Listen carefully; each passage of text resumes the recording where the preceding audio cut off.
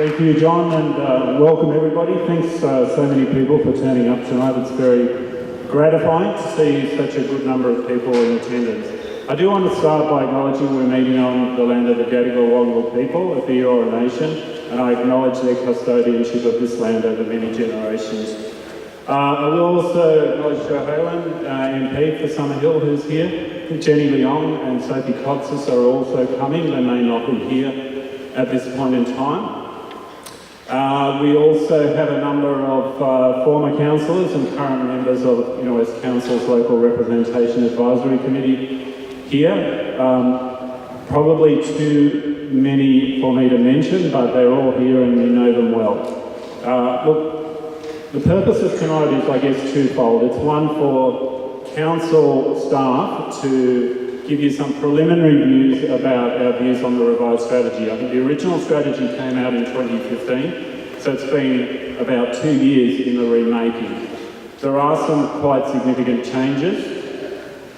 There are still some concerns that council has about both the density of what's proposed in certain locations and also certainly some of the infrastructure issues that this scale of development initiates.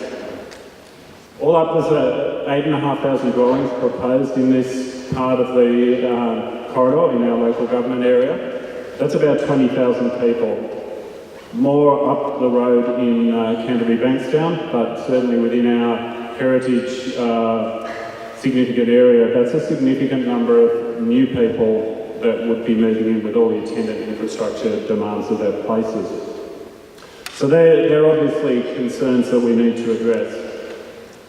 As a town planner myself, and I spent, I think it was last Friday with staff having a look around Dulwich Hill, Marrickville and Sydenham, there are some issues that we have with the transition from high-rise particularly, that's proposed around Marrickville Station, Dulwich Hill Station, and some in Sydenham, but particularly where the high-rise bleeds, if you like, into some of our suburban streets. I think that's an area where we will certainly have some concerns going forward.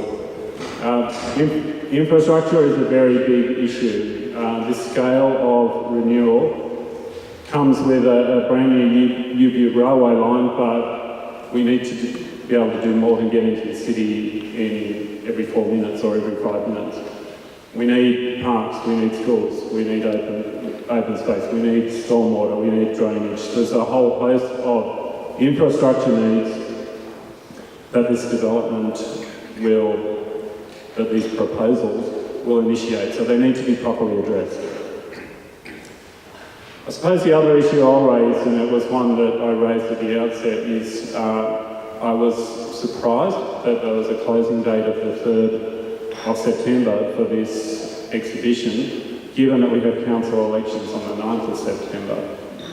I wasn't happy with that. I think it's important that the new elected council, as faithfully as I will represent the community, I do think it's important that the elected council has an opportunity to have its say on this proposal. Now, I haven't received a formal notification from the Minister. I had hoped I would get that today, but I have been told by the Department of Planning that the new elected council will certainly get an opportunity to make a supplementary submission which will be fully considered prior to any finalisation of these renewal plans.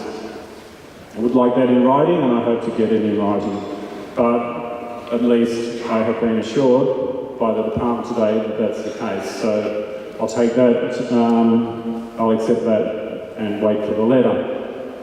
Look, they're my introductory comments. I'm very keen to hear from the community today, from the community groups, the 3 that John's mentioned will be speaking, from the local member, and from you, and hear what your concerns are with it. We hope we can explain some of the changes that have been made. John will do that, and then we'll throw it to the 3 community groups, and then we'll throw it open to the floor, and then you have the opportunity for a more intimate connection with our town planners at the conclusion of this meeting. So thank you all for attending, and I will now hand over to John Warburton.